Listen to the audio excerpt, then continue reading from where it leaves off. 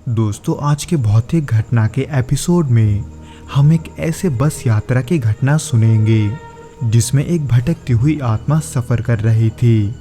तो चलिए बिना किसी देरी के इस डरावने घटना को विक्रम के पॉइंट ऑफ व्यू से सुनते हैं, जिसके साथ ये घटना वास्तव में घटा था।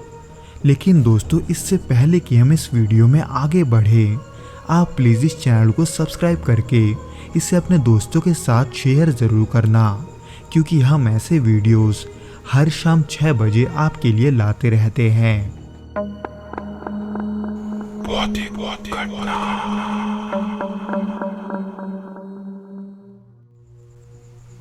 ये 2016 की बात है, जब मैं जयपुर से उदयपुर जाने के लिए एक देर रात वाली बस में सफ़र कर रहा था। दरअसल उस दिन मैं एक शादी से लौट रहा था, इसलिए थकान इतनी थी कि मुझे बस में चढ़ते ही सो जाने का मन कर रहा था। जब मैं उस बस में चढ़ा तब उसमें ज़्यादा लोग नहीं थे, इसलिए मैं खिड़की वाली सीट पर बैठ गया और धीरे धीरे बस के अंदर की खामोशी में खोने लगा। आधी रात का वक्त था, बाहर अंधेरा और बस के अंदर हल्की हल्की सफ़ेद रोशनी थी। उसी बीच में थकान के वजह से सिर टिकाकर आंखें बंद करके आराम करने की कोशिश कर रहा था। पर कुछ ही देर बाद अचानक एक स्टॉप पर बस रुकी, जहां से मैंने एक बूढ़ी औरत को सफ़ेद साड़ी पहने बस में चढ़ते हुए देखा। वो बुजुर्ग महिला बिना कुछ बोले मेरे बगल में आकर बैठ गई। जब मैंने उसे करीब से देखा तब उस औरत का चेहरा झुर्रियों से भरा हुआ था। हालांकि कुछ देर तक तो सब कुछ ठीक था, पर अचानक से खिड़की से आ रही ठंडी हवा की धीमी आवाज़ के साथ मुझे एक अजीब सा आवाज़ आया, जो कि किसी के फुसफुसाहट जैसा लग रहा था। हालांकि अपने थकान के वजह से मैंने कुछ देर इस पर उतना ध्यान नहीं दिया, पर न जाने की वो धीमी सी आवाज़ धीरे धीरे मेरे कानों में चुभने लगी थी। इसलिए वो आवाज़ कहाँ से आ रहा है ये देखने के लिए मैं बस यहाँ वहाँ देख रहा था, जबकि असल में वो आवाज़ मेरे पास बैठी उस बुजुर्ग महिला की तरफ से आ रहा था।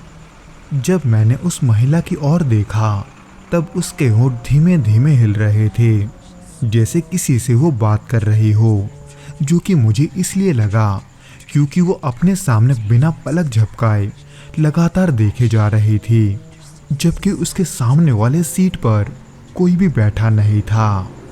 हालांकि शुरू में मैंने इसे बुढ़ापे का असर समझकर इस पर उतना गौर नहीं किया, पर कुछ देर के बाद जैसे ही मेरी नज़र खिड़की के शीशे पर पड़ी तब मुझे उसमें अपनी हल्की सी परछाई के अलावा एक अजीब सा चेहरा दिखा, जो कि उस बुजुर्ग महिला जैसा बिल्कुल नहीं था। इसलिए मुझे लगा कि शायद से कोई दूसरा पैसेंजर वहां खड़ा होगा, पर जैसे ही मैं पीछे मुड़ा तब वहां सिवाय उस बुजुर्ग महिला के कोई नहीं था। पर यह कैसे मुमकिन है, ये सोचकर मैं घबराने लगा था, इतना कि घबराहट के वजह से मेरे हाथ पसीने से भीग गए थे। तभी मेरे साथ एक और अजीब बात हुई। बस के अंदर से अचानक हल्की सी सुगंध आने लगी।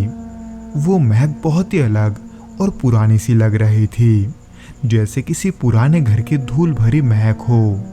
उसके थोड़ी देर बाद बस एक छोटे से गांव के पास से गुजर रही थी। मैंने सोचा कि इस अजीब स्थिति से बचने के लिए क्यों ना मैं कहीं और बैठ जाऊं, पर मैं उठने की तैयारी कर ही रहा था कि तभी उस महिला ने अचानक मेरे कंधे पर अपना हाथ रख दिया, जो कि असामान्य रूप से बहुत ही ठंडी थी, इतनी ठंडी कि मेरी रीढ़ की हड्डी तक सिहरन दौड़ गई। जिसके बाद उसने धीरे से मुझसे पूछा, बेटा तुम कहाँ जा रहे हो? जिसके जवाब में मैंने उदयपुर बताया, जिसे सुनकर वो हल्के से मुस्कुराई, लेकिन उसके मुस्कुराहट में कोई अपनापन नहीं था, बल्कि एक रहस्यमय अंदाज था। पर फिर भी कुछ समय के लिए वो औरत मुझे ठीक ठाक लगी, पर उसका ये अंदाज आगे जाकर मुझे इतना चौंका देगा ये मैंने नहीं सोचा था। क्योंकि उसी बीच बस जब अगले स्टॉप पर रुकी तब मैं बस से उतरने के लिए सीट से निकलकर आगे गेट की तरफ बढ़ने लगा, पर इससे पहले कि मैं बस से उतरता मैं ड्राइवर से ये बोलने के लिए रुका कि माँ जी को अच्छे से घर पहुंचा देना। पर वो ड्राइवर मेरी बातों को सुनकर मुझे अजीब नज़रों से देखने लगा और ये पूछने लगा, कौन सी माँ जी? क्योंकि उसे जितना पता था उसके हिसाब से अभी तक एक भी बुजुर्ग महिला बस पर नहीं चढ़ी थी। पर जैसे ही मैंने उसे गलत बताकर अपने सीट की तरफ इशारा किया, तब मैंने भी देखा कि वहाँ कोई नहीं है, यानी कि वो बुजुर्ग औरत असल में थी ही नहीं। पर ये कैसे हो सकता है, ये मेरी समझ में नहीं आ रहा था। इसलिए मैं बड़े ही हैरानी के साथ उस बस से उतरा और तब तक उसे देखता रहा जब तक कि वो मेरे नज़रों से दूर नहीं चला गया। उस रात के बाद मैंने कई बार उस बस में सफ़र किया, लेकिन वो एक ही सफ़र हमेशा मेरे लिए एक पहेली बनकर रह गया।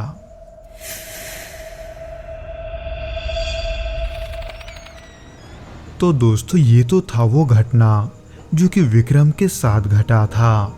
उम्मीद करता हूँ कि आपको ये पसंद आया होगा, और अगर आया हो तो प्लीज़ इस वीडियो को लाइक करके इसे अपने दोस्तों के साथ शेयर ज़रूर करना, और हमें कमेंट करके ज़रूर बताना कि आपको ये वीडियो कैसा लगा।